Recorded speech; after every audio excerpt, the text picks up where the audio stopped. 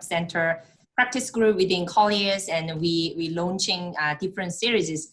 We had another webinar like 2 weeks ago, and that was a very well welcome. So we are doing second series with the Canadian Chamber, and hope everyone can go deeper and understanding of what's going on in the data center market. So before the growth in agile working and demand for cloud service increasing very fast, the near-term demand on the data center investment opportunities in real estate sector is increasing. And despite there are more than 1.8 million square feet coming up for next 3 years, however, still there are the gap between demand and supply. So we will have a 10 minutes presentation from Rosanna, our head of research on Hong Kong and Greater China, South China from Colliers International. And we will move on to panel discussion with Brian and Richard Cooke here. Brian Groen is from PCCW Solution, and Richard Cooke is from EIRE Services, and EIRE System, and we will have a more introduction after Rosanna finishes her presentation. Thank you. So I pass to Rosanna.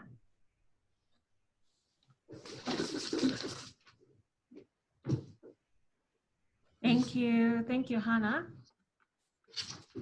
Thank you, Hannah. So I'm sure all of you can see the screen. So this is actually the findings or the key highlights that we are going to share with you today is from a report that has been published last month. As Hannah and Renee mentioned, we've seen substantial demand coming from the data center side, and despite the current situation of the COVID-19, we see that data center sector is actually being one of the most resilient sector that has been triggered some of or quite a lot of market inquiries from our clients as well. So without delaying, just to share a little bit on the highlight statistics from the demand side. Of course, Hong Kong being a global financial hub in the world, apart from the growth of the data and big data, IoT sectors is triggering an increasing demand in Hong Kong. We also see demand coming from the banking and finance sector. As Hannah mentioned, we are seeing quite substantial demand coming from the banking side.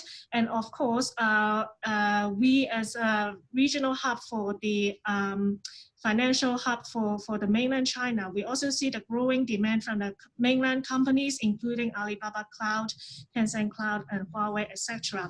So on the right-hand side of this chart is also some of the projection of the figures in the next couple of years' time from the Asia Pacific perspective. Basically for the network devices and internet users, we are expecting over 50% growth up to 2023. And of course, in terms of the internet penetration in Hong Kong, we're also expecting an increase in the next couple of years' time. And all these trigger more demand coming from these data center operator side as well. And of course, currently we are still in a COVID-19 situation. And this has actually triggered kind of basically the largest work from home experiment around the world that also triggers some of the company that they need to think of the implementation of technology and automations, not only in the banks and MNCs, but for most of the corporates and local businesses in Hong Kong as well. And of course, at the same time, from an individual perspective, the COVID-19 situation may also increase their awareness in terms of e-commerce and online shopping. So all these are also supporting these kind of big data analysis and data center demand at the back end. And according to our latest survey, after the COVID-19 situation had happened, we have been surveying some of the data center operators of how they see this COVID-19 situation will impact on the demand of the data centers. And actually, there are 80% of them saying that they expect this COVID-19 situation will help to boost and support the demand going forward. So apart from the demand side, talking about Hong Kong's advantages, of course, Hong Kong is located in a geographical location that is having an advantage of free from, for example, some of the very extreme weather or some of the situation like earthquakes or tornadoes. So these kind of natural competitive advantage have already positioned Hong Kong is in a very good position. And at the same time, we also see Hong Kong, if we compare to the other global cities, as you can see in the left-hand side, those two charts, is showcasing Hong Kong is having quite a very fast downloading speed in terms of the broadband. And we have relatively minimal power interruptions compared to the other global cities like Sydney, London, and New York. So all these kind of advantages, coupled with the data protection laws that we have here, can actually position Hong Kong in terms of a regional data center hub and also leverage on the current GPA initiative. This is somewhere we can, going forward, would be help to shape Hong Kong as a regional data center hub.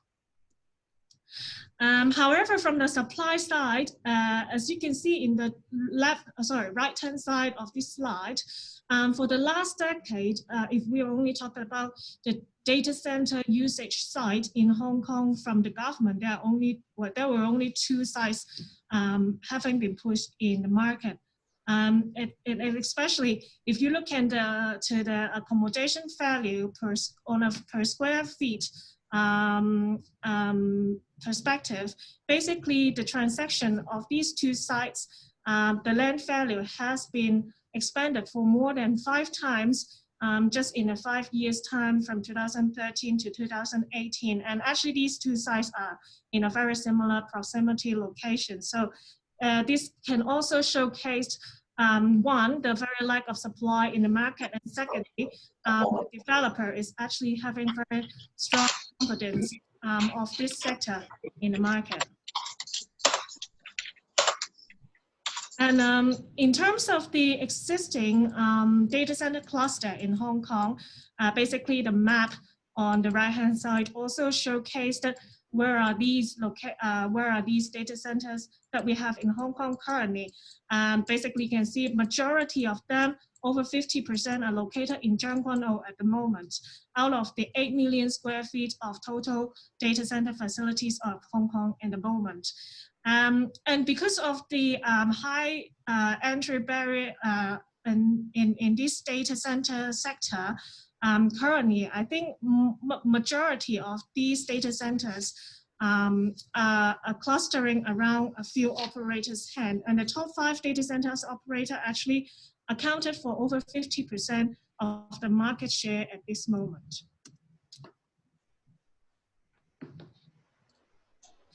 And these are some of the logos that are the active operators in the Hong Kong market at this moment. And obviously, some of the names you'll be very familiar with: PCCW, Sun Aviation, Equinix. These kind of operators are still actively expanding in the market at this moment. And in terms of the future landscape, of course, we've talked about the demand side already. And from the supply side, for the next 3 years' time, we're expecting the data center stock could expand it to around 10 million square feet in total by the end of 2022. So with this setting the scene, we are expecting, yes, we are seeing a steady supply pipeline in the market. However, compared to the demand side, we think that there are still quite a gap in the market at this moment, which has triggered tremendous interest from the investors and operators' perspective. And of course, some of the new trends that we are seeing is also a green and sustainable data center interest. For example, Equinix, they have already adopted renewable-centric practices by sourcing over 90% of their electricity is actually from the green or renewable energies. In terms of the opportunity side, of course, we talk about the supply side. We think that this is still relatively limited at this moment. And the high property price and the high occupancy cost in Hong Kong may also trigger some of the MNCs to move more of their data center services to these kind of data centers operators. And at the same time, the government is also relaunching the revitalization 2.0. So we think that from the government policy supporting front, we are expecting more of these conversion cases that could happen in the future as well. And of course, data center sector itself also will attract some of the tenants or customers from a more long-term service perspective. So for those who are entering the data center sector, they may expect a more long-term and stable income stream going forward as well. And last but not least, we've talked about the Greater Bay Area initiative, and we think that Hong Kong should going forward to be regional data center, not only locally, but to serve the region as a whole. But of course, this is not coming without risk and challenges. We have touched on earlier about the land sale. It is relatively limited from the government side for the public land sales. So this also linked to the shortage of new supply and the lack of conversion opportunities or suitable conversion opportunities at this moment. And of course, we also see some strong competitors coming through and strong rivals. For example, Singapore, they are also putting tremendous effort and focus on shaping their data center sectors in their own cities as well. And of course, data center itself is also a sector with high investment costs and long investment cycles that may make some of the short-term investors stepping on the sideline to choose for the other asset types. So for those investors who are interested to get into the sector, of course, there are a couple of things that that would require before they enter into Hong Kong, except for the land use that a data center has to sit on industrial, commercial, or OUB zone. Some of the other criteria that they may also be aware of, for example, they have to be stay away from the dangerous crude oil depots, and they have to allow for some spaces for cooling services and infrastructure and substation, etc. In terms of the way of investors to enter into the Hong Kong data centers market, we identify three mainstream or ways that could for the investor to enter the market. First of all would be the wholesale conversion for them to apply for the fee waiver on the zoning that we mentioned earlier to convert the existing building or portion of the building into data center usage. And secondly would be the open land acquisition from the government land sales. However, this also refer to the point earlier that usually there would be very limited sites that are put up in the market. And last but not least, the third option would be the lease modification with the redevelopment opportunities of the existing building. So these are the three ways that we identify in the market at the moment. And of course, from a location perspective, for more near-term opportunities, because Wai Ching area currently is sitting with a relatively large amount of industrial stock, and it is also the largest industrial cluster in Hong Kong at the moment. We expect that area to hold more conversion opportunities for the near-term investment options. But for the more longer-term options, maybe Tuen Mun and Lok Ma Chau, we believe that these two areas are shaping with the new infrastructure as well as some government new initiatives that are going on in these two areas. So we expect these two areas should be a good option for long-term investment opportunities. So now may I pass it back to Hannah, and she will share more insights with you with the panel discussion.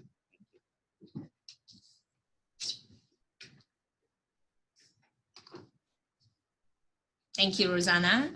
Let me put down our screen. Okay. Well, we have a lot of people join our webinar today. We have about 56 people.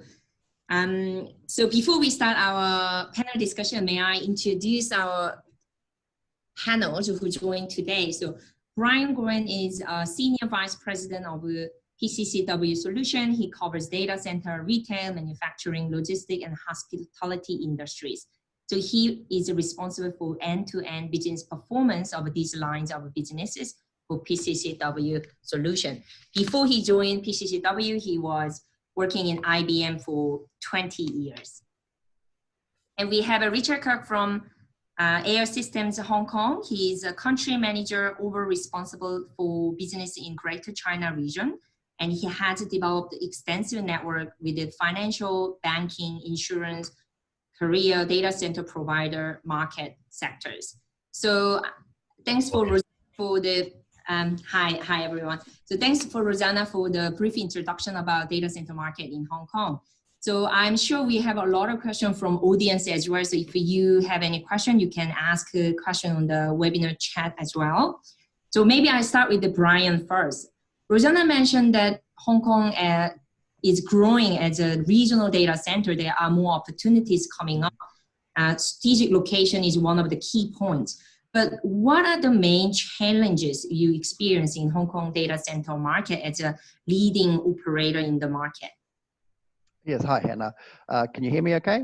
Yeah. Great.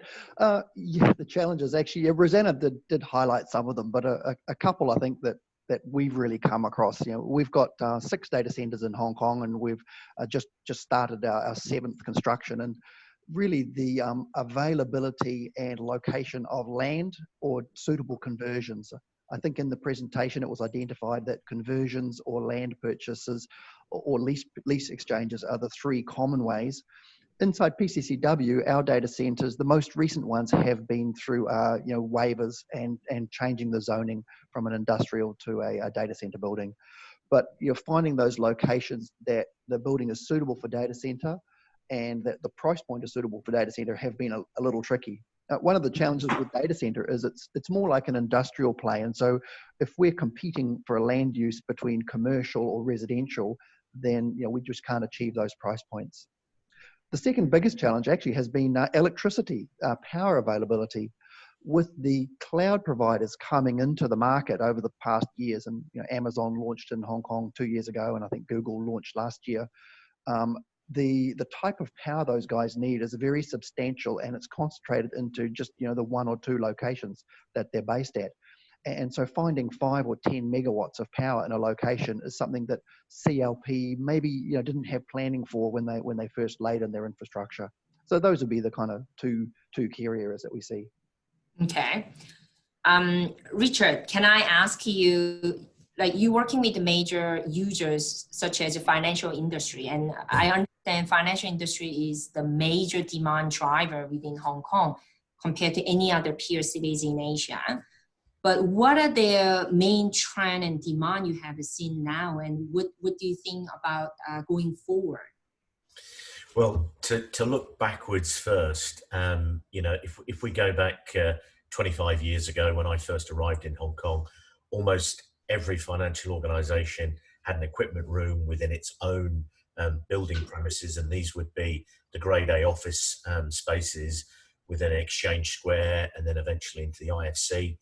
And, we've seen a trend now that they steadily started to build facilities outside of the CBD, and eventually they all started to use co-location.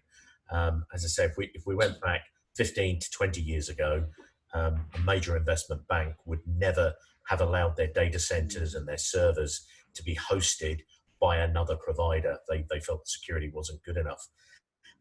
I think the other major drivers that's aligned to the data centers, but slightly outside of that, is that telecom speeds have got faster and faster and faster. We all know at home now we have broadband internet, fiber connections, and things are very, very fast. So as soon as that kind of network across the metropolitan areas of Hong Kong and the world existed, it meant that you could move your data center further away from your trading rooms and your business operations. So it's really seen, in this last 15 to 20 years, a real explosion of the co-location service providers, whether it be telco companies such as PCCW or large service providers such as Equinix. So, as I say, 15 years ago, people wouldn't really have considered taking their data out to a co-location. Now it's almost 100% of them are doing this. Yeah, and I think that was also given many of us using traditional server to cloud server. So you no longer need an IT room in your office space, and that can move up. So that also pushed up the office market, but as well as data center demand.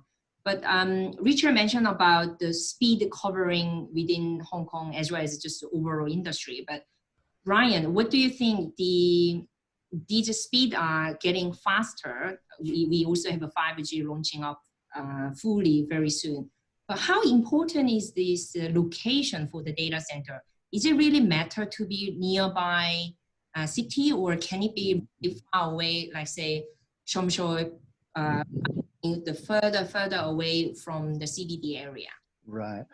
Yeah, that's a good point. I mean, originally data centers were often, I guess, co-resident with the headquarters and the IT department, so the engineers had regular and fast access to equipment. And now that's certainly not a requirement. Many more things can be done remotely. And so from a location point of view, there's no requirement to be in CBD. In fact, thinking back to the point I mentioned about the price point, the data center is, I guess, almost a commodity. That's why third-party suppliers like ourselves can provide it, and so therefore the price point we can offer that at becomes an issue. So there's the location from that point of view, but there's another angle to location as well, and that is that most important data center client users, and that would be governments, banking, even the major cloud providers, would like to have more than one single location, because as you concentrate more into one location, it becomes a greater business risk. And so that means that they're wanting 2 or even 3 locations. And so then the proximity of those locations to each other becomes a point. So what we can say is almost there's no new data center development happening in the CBD, Wan Chai or Central City area. So then outside skirts, like say Chung Kwan O, become like a plan A or an option A to go out from that. But then concentrating everything into a single location has its own risks. And so what we're seeing is that clients will require maybe one set of servers in Chung Kwan O, and then something in Hong Kong West, and then something in Hong Kong North. As I think Rosanna mentioned, maybe up north by Lok Ma Chau Loop or that kind of area. So the locations, not CBD, and typically greater than 20 kilometers away from the largest data center location, which is Chung Kwan O. That would be the popular locations we're seeing. One of the other things as far as proximity is concerned is the high speed, low latency trading market. And in order to get around that, here in Hong Kong, the Hong Kong Exchange has a data center, and all the major investment banks, whilst they will be in Kowloon West or in central Hong Kong, they actually have their servers and algorithm traders sitting inside the Hong Kong Exchange data center. So they have very, very close proximity and low latency trading. Yeah. So, that's where the speed and the sort of the nanoseconds and the microseconds make all the difference.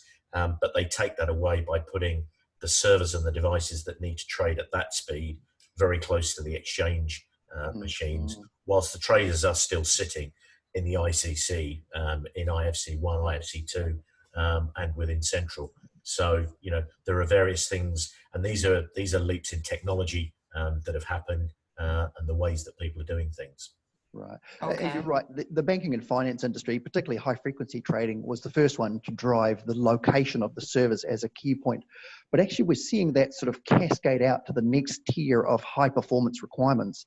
And it's funny enough, the key high performance requirement is gaming.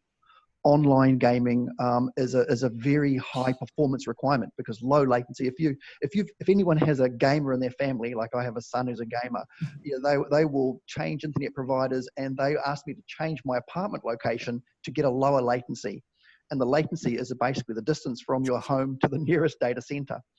And so what the world's largest gaming provider, as most of you would know, is Tencent. And so Tencent, instead of asking everyone to move to Shenzhen, where their corporate headquarters are, they're pushing their gaming servers out to different cities and locations. And so that's where the spread among Hong Kong, they'll have 2 or 3 locations that provide gaming hubs. The next step in that, and that's already happened now. And so e-commerce engines like JD and Alibaba and Tencent Gaming. But the next evolution of that, if you think about it, is really this 5G IoT edge computing.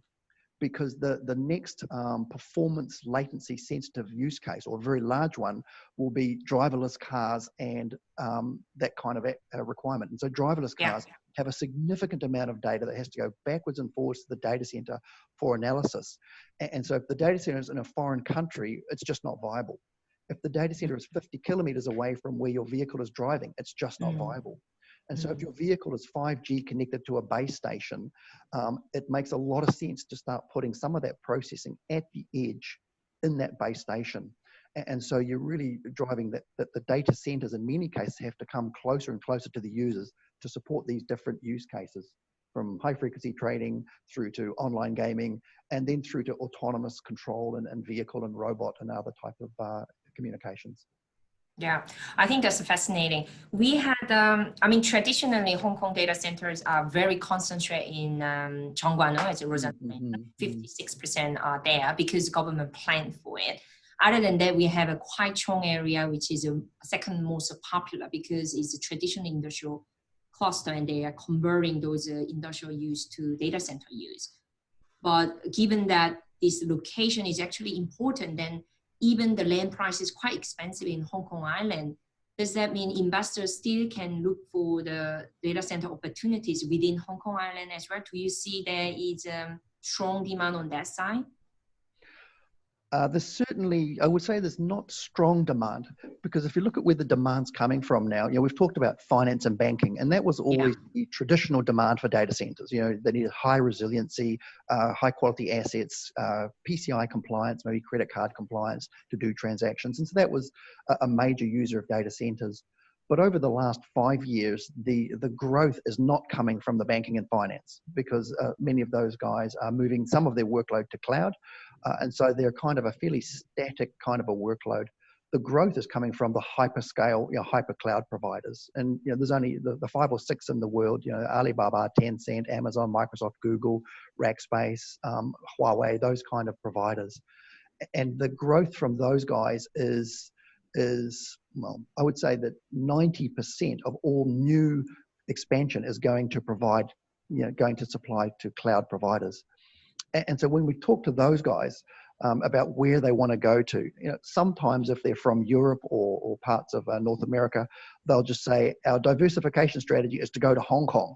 Okay, and they don't really understand the difference between Kowloon and Hong Kong Island. But once they've been here, and if you look at a client that's been here for a long time, for example, Microsoft, has been in Hong Kong with their cloud for many years. Actually, they're not with us. They're with one of our competitors, and so they've got a much more mature view. They've got dozens of megawatts in at Chung Kwan O. And so when their growth plans, their expansion plans come in, they very specifically look for non-TKO locations on the west side and on the north side. And so those second, I guess, more mature buyers, they know the market, they're looking for alternatives to a single concentration location. Now, Hong Kong Island has not traditionally been a population base for data centers, significantly because of the land costs. The land costs are not as low cost as other parts, but also it's the buildings, the physical infrastructure there typically are not suitable for data centers. The floor loading and the ceiling heights haven't made easy conversions in the locations we've looked at. Yeah, all right. So then I think the location, yes, is important, but it can be not necessary to be like Hong Kong Island, because we have investors looking at Hong Kong Island very closely because there were requests about diversification of the different banking. But I understand banking, rather than banking, there are more players who consuming this kind of data. So the wider spread, regardless is Hong Kong Island or Kowloon or New Territory, I think all these matter. Okay, then looking forward, I think, Richard, you evaluate different data centers and you provide IT solution to different companies. Yeah. Like, what are the rapid development of technology? Like, how do you work with the users to ensure they have a best possible solution in the market? Well, just to sort of look at the development, as I say, my taking on board what Brian said, you know, our main core group of clients are very much the tier one banking clients. And what we're seeing with them is very much a move, as we said, from having a data center on premise that might be in the ICC or somewhere like that. Some of the headline tenants got very, very good rent deals back when those buildings were opened, and therefore put data centers in them. Now that those renewals for those lease terms are coming up, they're realizing that there are much better and cheaper options to use their floor space and to go to service providers in Cheong or various other places. So we're seeing a big move from some of the major banking players who are now moving their primary data centers out of major premises such as IFC, ICC, and various others. Something else we're seeing, and I'll let Brian follow up on this, but some of the mature service providers in Hong Kong, some of their facilities are 15 to 20 years old, and they're actually getting, the data centers themselves are getting to end of life. Right. And so a lot of the plant and equipment, the electrical generation equipment, the cooling equipment, basically the entire infrastructure is needing upgrading. So some of those are refitting their spaces at the moment, which is they're either moving them from one center they have to another. I know that PCCW is helping us with a couple of our clients to do that. And some providers are having to let clients go to other places so that they can refit their spaces. At the moment, the main thing with the banking industry is they allow very little to go to what we call public cloud. It'd be, kind of website type information and stuff like that. But I think as the world is now moving with the likes of Azure, Amazon, Google to public cloud, we're probably going to see the banking fraternity move more and more and more of their services towards the public cloud as they feel that things become secure. So, there's obviously a step change to move to more and more co-location providers, but I think the next step is going to be those banking and tier one people will move more and more of their services to the large hyperscale cloud providers. So there's an awful lot going on, but maybe Brian, you can pick up on the refitting and the refurbishment of existing spaces. Yeah, certainly with refitting and refurbishing. Yeah, with the data centers we've got, that's a continuous theme. What we're typically doing there is that as long as the location is viable and suitable and it's popular with clients, what you find is the clients really hate to move data centers. They really hate to move. It's just a very big deal. And so where possible, we're often doing upgrades in place. Now, from a vendor's point of view, that's a very capital-rich proposition. And so what we're generally looking to do is to try to optimize the value of the investment. And where I'm going here is that over the years, the energy density of data centers has increased. Like when the ones we were building 5 years ago, we may have supported 2 or 3 kilowatts a rack. Even 2 or 3 years ago, we put a client in at 6 kilowatts a rack, and now we're routinely seeing 8 to 10 kilowatts per rack. So whilst the space that a data center needs has not gone up so much, the power it needs has gone up a whole lot. And it's leading us into a situation where, and I'm just thinking of one of our data centers, we spend, say, approximately $1 million US a month on electricity alone. And that would be something similar to the amount of revenue that comes in from that location. So what you find is the clients, nearly 50% of the total spend is actually going just to electricity. And so, of course, electricity is regulated in Hong Kong. There's very limited ability to get discounts or reductions in costs. So the best way we can optimize that is by making a more efficient data center, because our PUE, our power unit efficiency, typically is around the 1.6 or 1.7. So that means for every kilowatt of IT power, where you have to pay for 1.7 kilowatts of total power, because if you put a kilowatt into a computer, you've then got to pay air conditioning to take the heat out, you've got to run the lights, the elevator, and all the other infrastructure. And so if we can get PUEs from 1.7 down to 1.6 or 1.5 or 4, you can get very significant savings in the order of 10 to 20% savings just by changing equipment. So something as simple as going from a low voltage generator to a high voltage generator will save something like 5% of the, will give you a more 5% efficiency on the generator set. So things like that. There's a lot of little add-ons that we can do. Okay. And one of the things that we're regularly asked to do by our clients is surveys of the various data centers, and we need to survey what each of the providers are now providing. And typically the newer data centers offer much more flexible charging than the older data centers, because of the things that that Brian was talking about there with regard powering, but also cooling as well. You know, in general, the clients, the end users, like to try and stay with the newer data centers because they're more efficient, and also it's highly likely that they'll have better environmental statistics, which they all need to show to their shareholders that they are good CSR and ecology citizens across the world. So you know, there are all sorts of things from both a technology and a ecological standpoint that the major banks are looking at. And we've seen a shift in the charging mechanism across the last 4 or 5 years as well. Whereas previously we would traditionally, charge on a per rack basis, and that the rack would be the space inclusive of the power and the electricity and of course the network operators to support it. Whereas now it's much more common to separate out the, if you like, the ground rent, the lease part of it for the rack, and then have the electricity on a metered basis.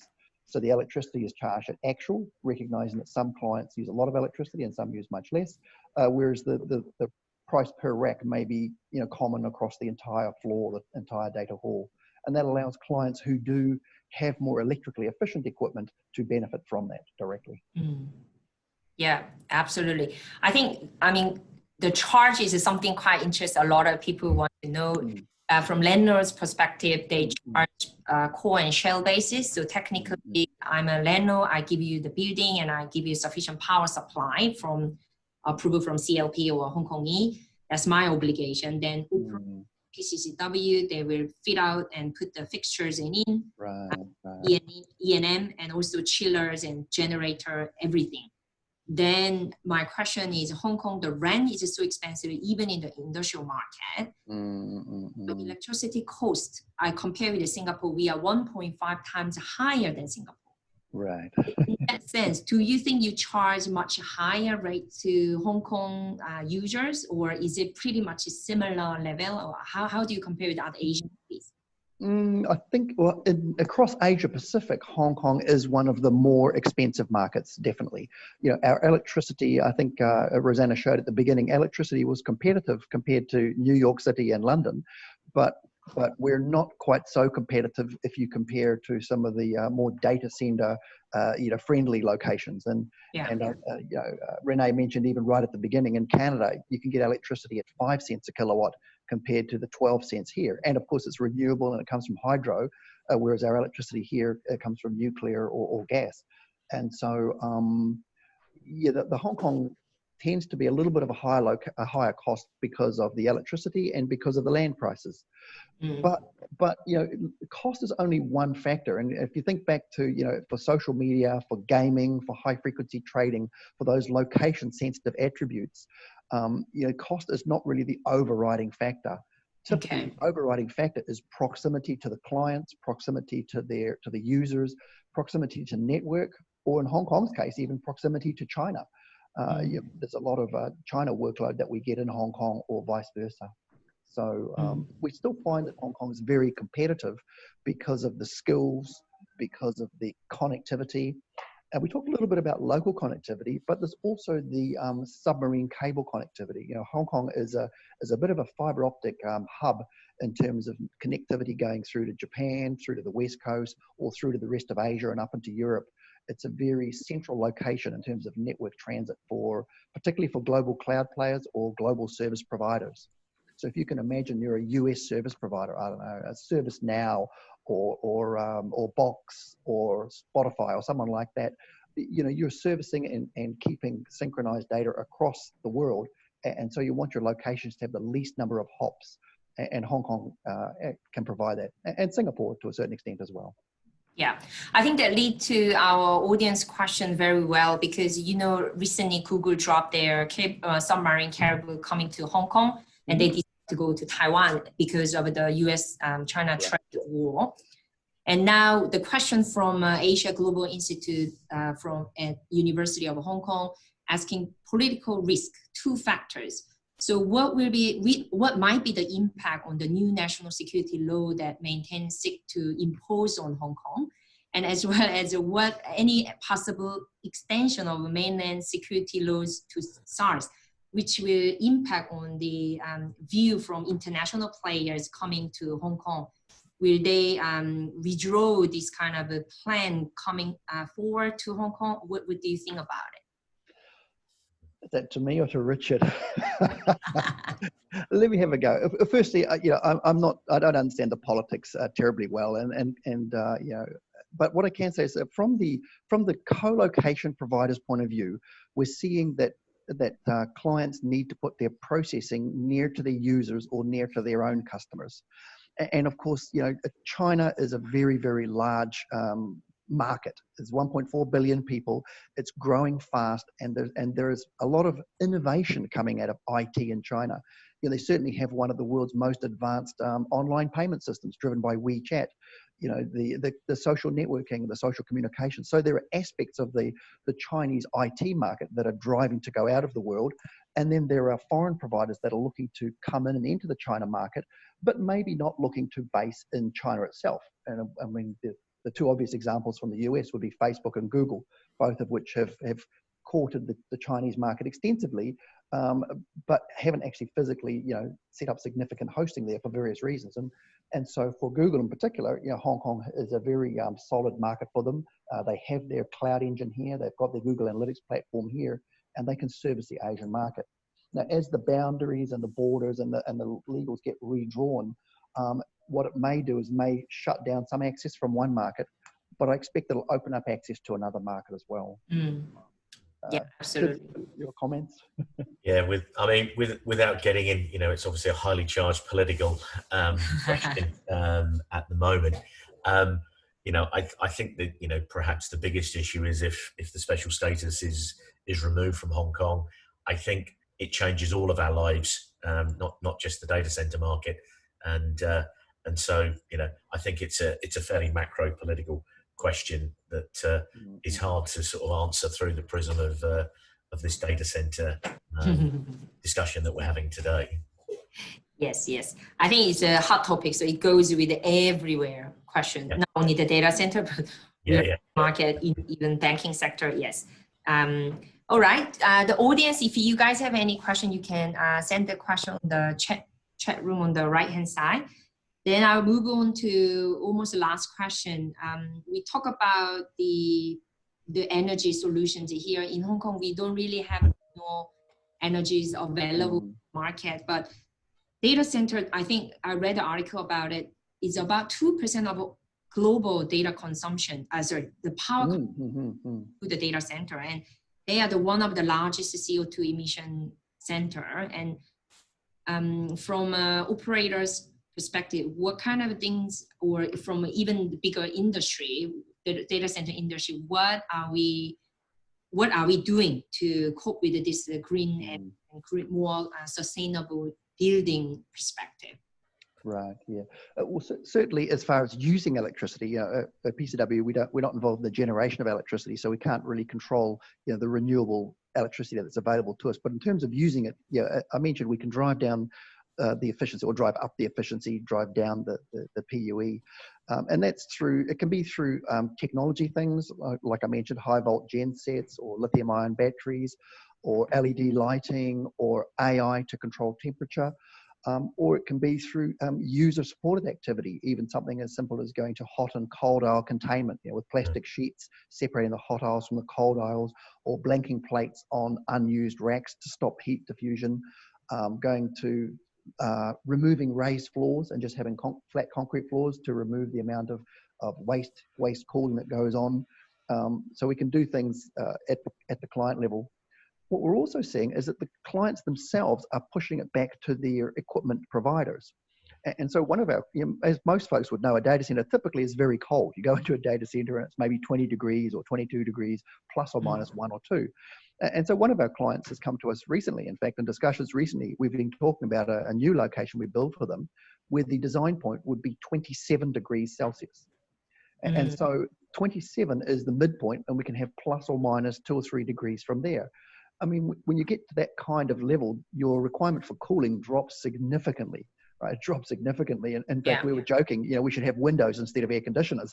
Okay, so those are some of the things that we can do to reduce our footprint to the environment. Okay. Yeah, I think that on the equipment, certainly the network and the server and the storage providers have worked really, really hard at this, because they understand their equipment is actually the consumer of the electricity, which then creates the need for cooling.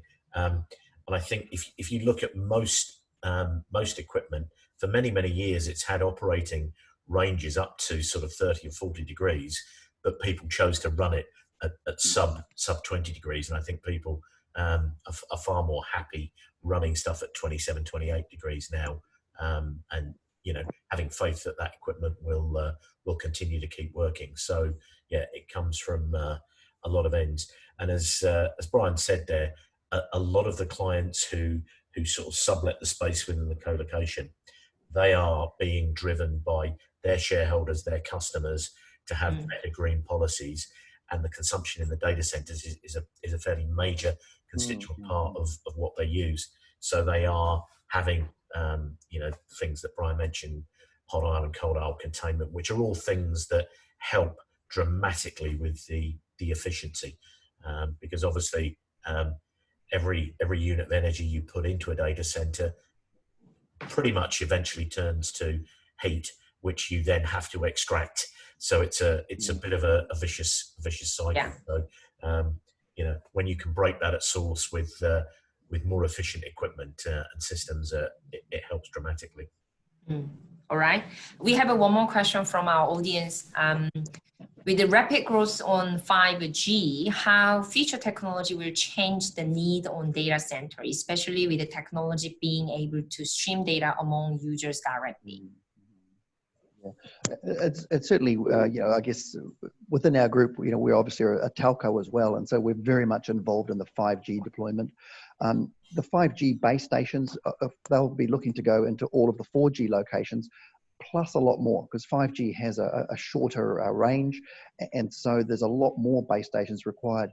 So what that does is that allows us the ability to put some edge data centers or small data centers in the sort of 2, 3, 4 megawatt category, maybe 50, 60 racks or even 100 racks at the base of the 5G base station. And so everywhere there's a base station, you can have some small amount of processing capacity. And that is edge processing. And that is only required by application providers that need that real-time, instant communication. So 5G will drag a lot more video, a lot more data exchange, and frankly, a lot more machine-to-machine communications. So in some of the projects that we're seeing on the systems integration side, where factories are deploying thousands of temperature sensors or other IoT devices in a factory, they all have to communicate back to some sort of a centralized control system, whether it be logistics or factory planning or output planning. And that requires a lot of processing, it requires a lot of data transfer, and it needs data centers that are nearby to the factory to control machines in real time. So we're seeing several use cases, that mean that 5G will drive more load, and it'll probably drive more distributed load for that kind of use case. I think the other thing as well is, certainly if I go back to the late 90s, early 2000s, I was traveling to Japan extensively, and NTT Docomo were advertising 3G as the big was coming. And at the time, their adverts were showing people having video, watching videos and listening to music on their telephones, having video conferences. And my attitude as an IT specialist at the time was, even Captain Kirk and Dr. Spock didn't have video communication on the Star Trek Enterprise. This will never happen. Now that we step forward to where we are in a 4G world, and there's probably not a day goes by when all of us don't have a FaceTime or a WhatsApp call video with our friends, family, with work colleagues. If we now look at what we're doing, you know, with a webinar with, you know, maybe 100 different people connected. But the step from sort of 2G to 3G to 4G has been relatively incremental in terms of what it does for everybody. 5G is very much a step change in the technology. And as Brian says, there's a lot of back end machine to machine communication that is going to drive that.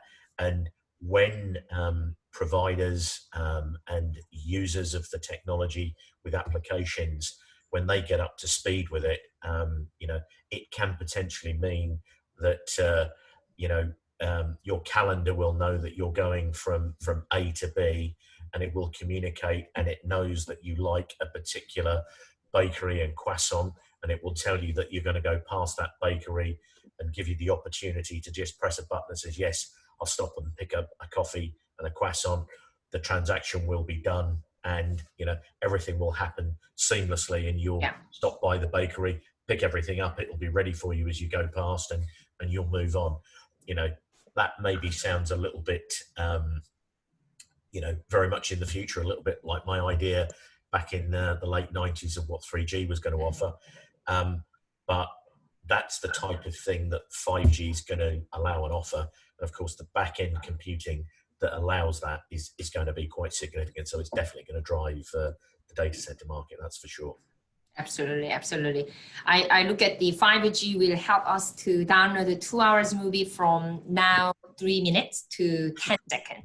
So people will for sure consume more data, and that will translate into the data center deployment going forward.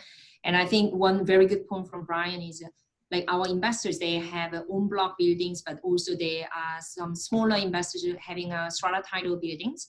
And concern was will strata title floors or units will be whether able to attract more prudent or renowned the PCCW, but 5G will enhance this kind of requirement, I believe, and they will, like for other operators, will look for more points of data center connection instead of having a large spaces.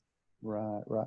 Actually, that impact on property investors is a good point. Like, you know, PCCW, our strategy, we don't typically own the land or the buildings in Hong Kong. So we prefer to be a tenant. Our data center business is driven off the operations and the support. And so owning land and buildings is kind of not our core business. And so what that means is we're quite a substantial tenant for several landlords. And when we're looking for new locations, particularly when we're looking at industrial locations, you know, industrial locations maybe haven't been thriving in Hong Kong over the last 10 years. And so the conversion of those buildings into a data center is a very significant value add, particularly if the you know, the tenant does that. And of course, we typically would invest, global standards would be about $8 million US per megawatt. And so if a 260,000 square foot building could handle, say, 15 megawatts of IT power, you can calculate there's a lot of capital that an operator has to invest in that to convert the building. What then happens, of course, is that the value of the building increases significantly because once we've spent the capital, we then commit to it for 10 or more years of rental stream. So you've got a name brand tenant. And I think that our landlords have probably made more money in the data center business than we did.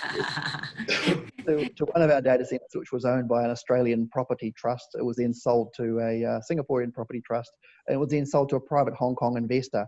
Yeah, through the journey of us ramping the entire building from being a cargo consolidation location into a total data center building. And of course, we're tenants in that building today with a very long-term lease. And so from a property point of view, it's one of the more stable plays, I suspect. Yeah, absolutely. I think that's the reason why in this uncertain market condition, data center invite more attraction to investors, because this is something very stable and showing an opposite direction of rental growth, whereas every other market is going down. Okay, so I think it's we come up to the end. Thank you very much, Brian and Richard, sharing your insights and openness of our dialogue. I hope this was quite useful for our audience as well. Rini, you want to have a closing here?